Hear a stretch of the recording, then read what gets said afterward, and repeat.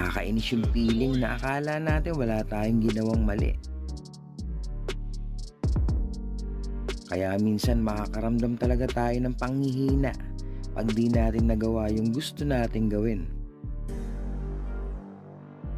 Pero ang pagtapik ng kaibigan ay sapat na para muling lumaban.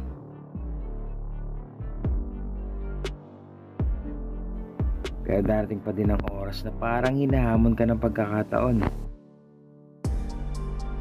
Yung maiinis ka at inis ka na. Panghihinaan ka ng loob. Pero Pinoy yan eh.